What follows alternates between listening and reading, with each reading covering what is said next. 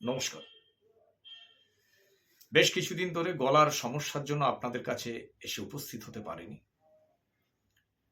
আপনারা নিশ্চয়ই অবগত আছেন, পশ্চিমবঙ্গের বিধানসভায় ৩রা সেপ্টেম্বর খুব সম্ভবত 2:৪৫ অপরাজিতা নারী ও শিশু বিল ২০২৪ পাস হয় এবং আরজিকরের মতো কলকাতার বুকে একটা হসপিটালে যে নারকীয়, যে জঘন্যতম অপরাধ হয়েছিল, সেই অপরাধের যে মানুষের চাহিদা যে আরো বেশি কঠিন আইন এনে এই রোগ নিরাময় সারা ভারতবর্ষের আইনকে বাঁধতে হবে এবং তাকে সামনে রেখেই এই বিল ধর্ষণ বিরোধী বিল নামে পরিচিত। এই বিল ধর্ষণ এবং যৌন অপরাধের বর্তমানে যে আইন আছে সেই আইনকে আরো কঠিন করবার জন্য এই বিল। আমরা এই বিল নিয়ে নিশ্চয়ই আলোচনা করব। তার আগে আমরা একটুখানি পেছন দিকে যদি তাকাই, তাহলে সেই ইতিহাসে আমাদের স্মৃতিশক্তিতে প্রকাশ পাবে ২০১২ সালে দিল্লির বুকে বাসের মধ্যে ধর্ষণ করে হত্যা করা হয়।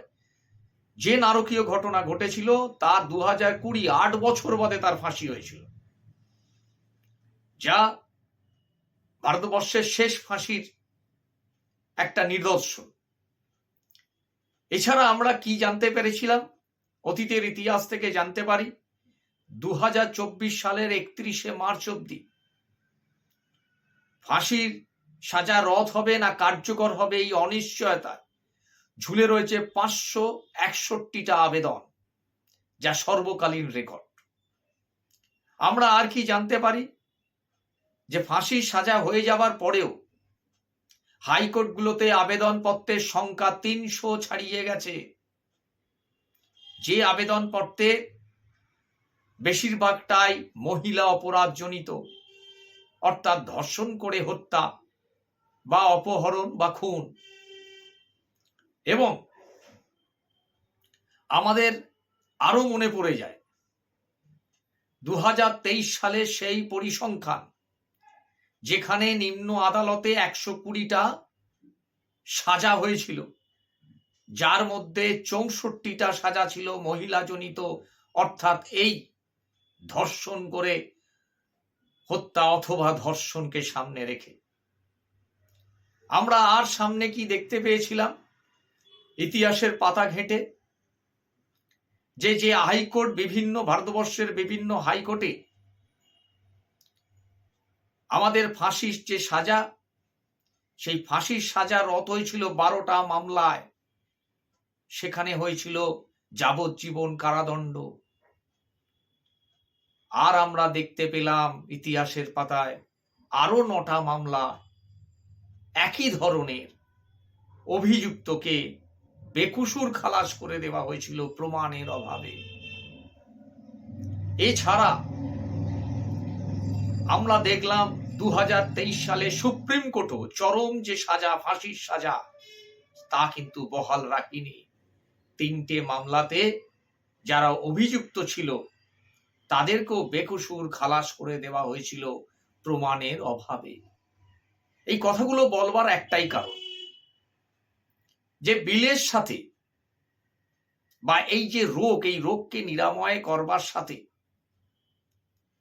যেমন বিলের আইনটা দরকার, তেমনি আদালত কিংবা তদন্তকারী দল, এই প্রত্যেকটা কিন্তু ওতপ্রোতভাবে জড়িত।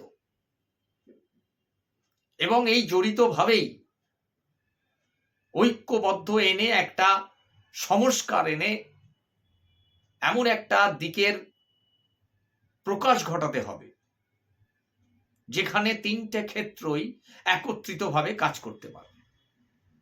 এখন আপনার মনে কোশ্চেন জাগতেই পারে যে এর মধ্যে বিচার ব্যবস্থা কেন আসবে? তার আগে আমরা অপরাজিতা বিলটা কি একবার জেনে নিই, যে বিলটা সম্বন্ধে আলোচনা করছি।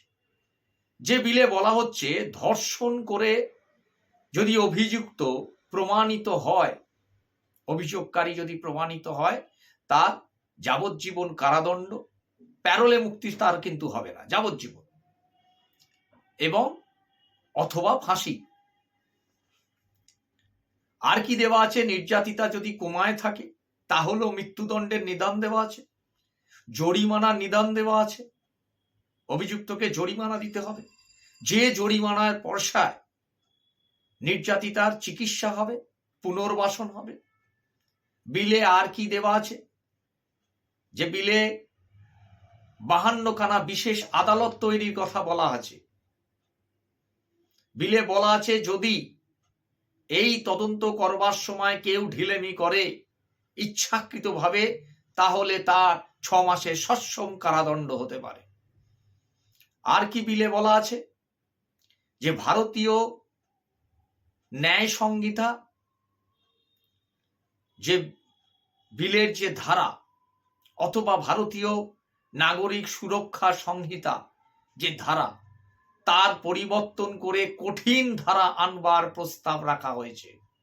এছাড়া 2012 সালের পক্সো আইন, তারও ধারাকে পরিবর্তনের প্রস্তাব রাখা হয়েছে। আর কি এই বিলে বলা হয়েছে?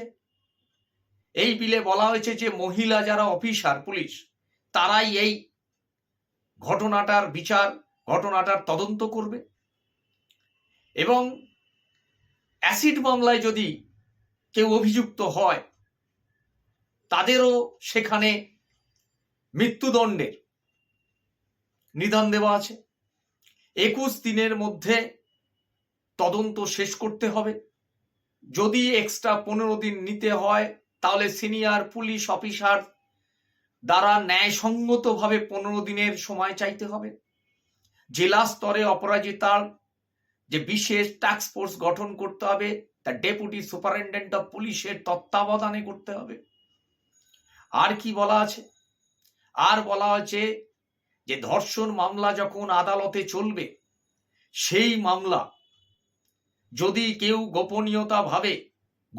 গোপনীয়তা না রেখে যদি সেটা মুদ্রণ করে বা প্রকাশ করে দেয়, তাহলে 3 থেকে 5 বৎসর পর্যন্ত সশ্রম কারাদণ্ড হবে, সঙ্গে জরিমানা সমেত। বিলে সব স্থান আছে। এবং এই যে বিল, এই বিল আমাদের ভারতবর্ষের একটা কঠিনতম বিল এনে কেন্দ্রীয় সরকারের কাছে দাবি রাখা হয়েছিল যে এই বিল কার্যকর করতে তারাও যেন রাষ্ট্রপতিকে বলে, এই বিল কার্যকর করতে তারাও যেন সহযোগিতার হাত বাড়িয়ে দেয়, এবং এই রোগে যারা আক্রান্ত তারা এই অপরাধ করবার আগে 5 বার যেন ভাবে। এই বিলটা এইটাই কিন্তু প্রকাশ করে। আমরা বিল সম্বন্ধে জেনে নিলাম। এবার বিলের বাইরে আমরা আদালতের সাথে কিংবা তদন্তকারী, ওই যে বললাম প্রমাণের অভাবে বেকসুর খালাস, 9টা মামলায় অভিযুক্ত বেকসুর খালাস হয়ে গেল, কিংবা সুপ্রিম কোর্টের ওই যে লাস্টের দিকে বললাম 3টে মামলাতে 2023 সালে একদম ফাঁসির সাজাপ্রাপ্ত তাদেরকেও বেকসুর খালাস করে দেওয়া হয়েছিল। এখন আদালতের কি দরকার? বাংলায় হলো মানে কি বাংলায় দায়ী? না। এখন বাংলাতেও কিন্তু ফাস্ট ট্র্যাক কোর্ট আছে 88খানা, মহিলা আদালত আছে 52টা, মহিলা থানা আছে 49টা। তাতেও হচ্ছে কেন? অর্থাৎ আরো কড়া আইন চাই, আরো বেশি ধারা প্রয়োগ করতে হবে মানুষকে ভয় পাওয়ার জন্য। এই রোগের তো একটা সমাধান সূত্র বার করতে হবে, ট্রিটমেন্ট করতে হবে। এবং সারা ভারতবর্ষ নয়, সারা ওয়ার্ল্ড জুড়ে এই রোগ কিন্তু আক্রান্ত মানুষ, কিছু মানুষ আছে। কোনো একটা বিশেষ রাজ্যকে বদনাম করবার জন্য তাকে দোষারোপ করলে চলবে না। এখন সারা দেশে প্রতিদিন 90টা করে ধর্ষণ মামলা চলছে, ধর্ষণ হচ্ছে 90টা করে। এটা যেমন পরিসংখ্যানে পাওয়া যায়, তেমনি পরিসংখ্যানে পাওয়া যায় 76% চার্জশিট দাখিল হচ্ছে, কিন্তু সাজা হচ্ছে 2.56%। কেন? বাদবাকি চার্জশিট হওয়ার পরও কেন হচ্ছে না? এটা একটা বিরাট বড় কোশ্চেন। আবার আপনাকে দেখতে হবে 2017 থেকে 2022 ধর্ষণ করে হত্যা হয়েছে 1551, তার মধ্যে উত্তরপ্রদেশে 280, সেখানে দেখা যাচ্ছে মধ্যপ্রদেশে 207, সেখানে মহারাষ্ট্র আসামে 205টা করে, এবং কর্ণাটকে 70টা এরকম ধর্ষণ করে হত্যা হয়েছে। অর্থাৎ বাংলায় শুধু হয় না, 9ই আগস্টের পর থেকে বাংলাতে যেমন পর্যায়ক্রমে ধর্ষণ হয়েছে, ধর্ষণ করে হত্যা হয়েছে, সারা ভারতবর্ষ জুড়ে একই হয়েছে। এবং বাংলার বর্তমান শাসক দল এবং বাংলার 10 কোটির বেশি মানুষ এই দাবিটাই রাখবার চেষ্টা করছে, কেন্দ্রীয় সরকার কেন ঢিলেমি করছে। এর আগেও কেন্দ্রীয় সরকার মহারাষ্ট্র বিল করেছিল, অন্ধ্রপ্রদেশ বিল করেছিল, সেই বিল এখনো পড়ে আছে রাষ্ট্রপতির কাছে। এই একই, তারাও চেষ্টা করেছিল এইরকম একটা ধর্ষণ বিরোধী বিল আনার, কিন্তু সেই বিলও কিন্তু আজও বিলে রূপান্তরিত হয়নি, বা সেই বিল আজও ভারতবর্ষের মানুষ জানতে পারে। এখন প্রশ্ন হচ্ছে যে এই রোগে কি সাধারণ মানুষই শুধু আক্রান্ত? না, আমরা যদি 2019 থেকে 2024 সালের একটা পরিসংখ্যান পাওয়া গেছিল, যেখানে মোট বিধায়ক প্লাস সাংসদ সংখ্যা ছিল কত? 4809। অ্যাসোসিয়েশন ফর ডেমোক্রেটিক রিফর্মস নির্বাচনী হলফনামা বিশ্লেষণ করলো কতজনের? 4693 জনের। সেখান থেকে তারা কি পেল? 151 জনকে তারা খুঁজে পেল যাদের নামে যৌন নির্যাতন এবং ধর্ষণের মামলা রয়েছে। এই 151 জন সমান কত? 135 জন বিধায়ক আর 16 জন সাংসদ। এই 151 জন মানে কত? বিজেপির 54 জন, কংগ্রেসের 23 জন, টিডিপির হচ্ছে 17 জন। এবং এই 151 জনের মধ্যে তাদের দেওয়া পরিসংখ্যানে বাংলার মানুষ তথা ভারতবর্ষের মানুষ জানতে পারল যে 14 জন বিধায়ক আর 2 জন সাংসদ তাদের হলফনামায় জানিয়েছে আইপিসি 376 ধারা অনুযায়ী তাদের বিরুদ্ধে ধর্ষণের মামলা রয়েছে। আমার প্রশ্ন, এটা যদি অপরাধ হয়, এই যদি বিচার প্রক্রিয়াতে আরো কঠিন আনবার বিল আনা হয়, যদি ভারতীয় ন্যায় সংহিতা 2023 কিংবা ভারতীয় নাগরিক সুরক্ষা সংহিতা 2023 কিংবা 2012 সালের পক্সো আইনকে যদি কেন্দ্রীয় সরকার কঠিনতম বলে দাবি করে, তাহলে ভারতবর্ষের বুকে যে আদালত আছে, সেই আদালতে বিচারাধীন থাকা এনাদের জনপ্রতিনিধি হওয়ার রাস্তাটাকে সহজ হলো কি করে? কেন তাদের জনপ্রতিনিধি করবার আগে আটকানো হলো না? তারাও তো একই রোগে দুষ্ট। তদন্ত করে কেন দেখা হলো না কোনটা সঠিক আর কোনটা বেঠিক? আমার মনে হয় এইখানেও একটা সংস্কার দরকার। এই রোগের সাথে, এই রোগে যারা আক্রান্ত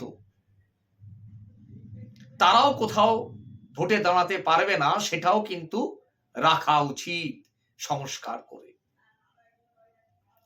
এবং তার জন্য আদালতের দরকার। এখন আদালত কোন জায়গায় দাঁড়িয়ে আছে? আদালতের পরিসংখ্যান কি বলছে? ভারতবর্ষ বলছে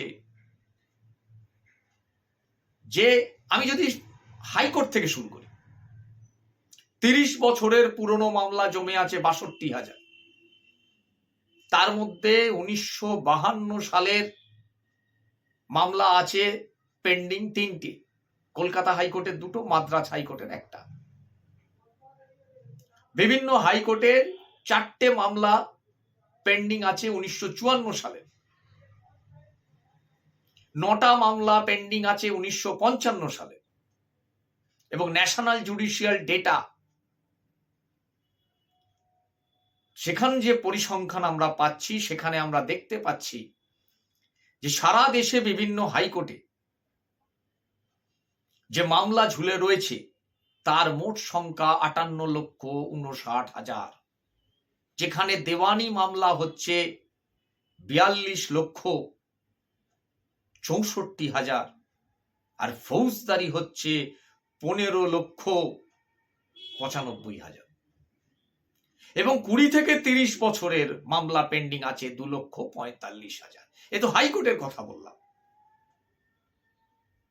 আমি যদি সুপ্রিম কোর্টের কথা বলি, সুপ্রিম কোর্টে 2009 সালে 26 থেকে 31টা বিচারক হলো, 26 জন বিচারপতি ছিল, বেড়ে হলো 31টা।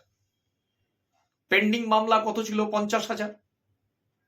2013 সালে সেই পেন্ডিং মামলা বেড়ে হয়ে গেল 66,000। 2017 সালে আমরা দেখতে পেলাম সেটা একটু কমে হলো 56,000। 2019 সালে 31 থেকে বিচারপতির সংখ্যা গিয়ে দাঁড়ালো 34। আমরা 2022 সালে গিয়ে আমরা দেখতে পেলাম সেই পেন্ডিং মামলার সংখ্যা 79,000 এবং 2024-এ দাঁড়িয়ে আমরা দেখতে পেলাম 83,000-এর বেশি পেন্ডিং মামলা ঝুলে আছে সুপ্রিম কোর্টে। তাহলে আমার তো মনে হয় না যে আদালতের সংস্কার করবার দরকার নেই। আদালতেরও সংস্কার, বিচার ব্যবস্থা সংস্কার করার দরকার আছে, আদালতের সংখ্যা বাড়াবার দরকার আছে। প্রত্যেকটা রাজ্যে সেখানে বিচারপতির সংখ্যা বাড়াবার দরকার আছে। অর্থাৎ বিচার ব্যবস্থার এই সংস্কার সারা ভারতবর্ষের 140 কোটির বেশি মানুষ দাবি রাখতেই পারে ন্যায়সঙ্গতভাবে। এখন বাংলার একটা ঘটনাকে যখন বলে মানব সভ্যতার লজ্জা, এই বাংলায় আরজি করের ঘটনাকে যাকে উপরাষ্ট্রপতি জগদীপ ধনখড় যখন বলেন, আমি বুঝতে পারি না উনি ভারতবর্ষের পুরো পরিসংখ্যানটা দেখে বলছেন কিনা। কারণ বর্তমানে ভারতবর্ষের প্রত্যেকটা রাজ্যে একটা অংশের মানুষ যেভাবে এই রোগে দিনের পর দিন আক্রান্ত হচ্ছে, তাতে আমার মনে হয় যে এবার কিছু একটা করা উচিত। এবং সেই ভাবনাটাকেই আগে মহারাষ্ট্রে, তারপর অন্ধ্রপ্রদেশ, তারা একটা ভাবনা ভেবে বিল তৈরি করেছিল এবং 3রা সেপ্টেম্বর 2024 সালে খুব সম্ভবত 2:45 আমরা জানতে পারলাম অপরাজিতা নারী ও শিশু 2024-এর যে বিলটা ধর্ষণ বিরোধী যেটা পাশ হয়েছে, সেও কিন্তু একই দাবি হচ্ছে। কেন কেন্দ্রীয় সরকার সাহায্যের হাত বাড়িয়ে দিচ্ছে না, এটা সাধারণ মানুষের কাছে বোধগম্য হচ্ছে না। আমার কাছে তো প্রশ্ন যাচ্ছে যে কোনো একটা বিশেষ ধর্মের যারা মানুষ, উচ্চবর্ণের মানুষ, তাদের কি এই কর্মটা করবার জন্য সুযোগ করে দেবার একটা রাস্তা তৈরি হলো যে না আমরা এই বিলটাকে আনতে বাধা দেব? নাকি আগামী দিনে আমাদের দলের কোনো লোক যদি এই রোগে আক্রান্ত হয়ে পড়ে বা এই ধরনের অপরাধ করে, তাদেরও সেই মৃত্যুদণ্ড বা যাবজ্জীবন কারাদণ্ড হবে, সেটা আমরা সইতে পারবো না। তার জন্য কেন্দ্রীয় সরকার এই প্রবণতাটা দেখাচ্ছে না যে এই বিলটাকে পাশ করা উচিত। তাই কেন্দ্রীয় সরকারের কাছে একজন ভারতবর্ষের নাগরিক হিসাবে আমি আবেদন করব, অনুরোধ করব যে আপনি সাহায্যের হাত বাড়িয়ে দিন। আপনারা প্রধানমন্ত্রীর কাছে অনুরোধ করব, আপনি যেভাবে সর্বক্ষেত্রে নিজের কৃতিত্ব দাবি করেন, ঠিক সেইভাবেই একই পদ্ধতিতে এই বিলকে কার্যকর করবার জন্য আপনিও রাষ্ট্রপতিকে বলুন, আপনিও সাহায্যের হাত বাড়িয়ে দিন। কারণ আস্তে আস্তে যেভাবে ছোট ছোট ছেলেমেয়েরা, শিশুরা যেভাবে আক্রান্ত হচ্ছে, তা সত্যি লজ্জা। সবাই বলে বাংলার লজ্জা ভারতবর্ষের বুকে, না, এটা ভারতবর্ষের নিজস্ব লজ্জা। কারণ ভারতবর্ষ মানেই সে অভিভাবক, সে একটা দেশ। ভারতবর্ষের মসনদে যিনি থাকেন, যিনি শাসনভার গ্রহণ করেন, তিনি শাসনকর্তা, তিনি গৃহকর্তা, এক কথায় যদি বলি। তাই লজ্জাটা বাংলার নয়, বাংলায় শুধু হচ্ছে না, লজ্জাটা ওই গৃহকর্তা সারা ভারতবর্ষ জুড়ে হচ্ছে। তাই আমি মনে করি ওই গৃহকর্তা অর্থাৎ প্রধানমন্ত্রী অর্থাৎ কেন্দ্রীয় যে শাসক দল, এক কথায় যদি বলতে হয় স্পষ্ট করে বিজেপি দলে, আমি তাদেরকেই অনুরোধ করব যে আসুন, এগিয়ে আসুন। মহিলা যারা নিজেদের নিরাপত্তার অভাবে ভুগছে, কোনো রাজ্যেরই ক্ষমতা নেই প্রত্যেকটা মানুষের পেছনে একজন করে পুলিশ দেওয়া, কোনো রাজ্যেরই সেই খবর বা সেই ইনফরমেশন কেন্দ্র নেই কোন ঘরে বা কোথায় কি হচ্ছে তার খবর রাখা। তবু বলবো সব রাজ্যের প্রশাসনকে আরো জাগ্রত হতে হবে, সজাগ হতে হবে, আরো বেশি অ্যাক্টিভ হতে হবে, খবর পেলেই সেখানে ছুটে যেতে হবে।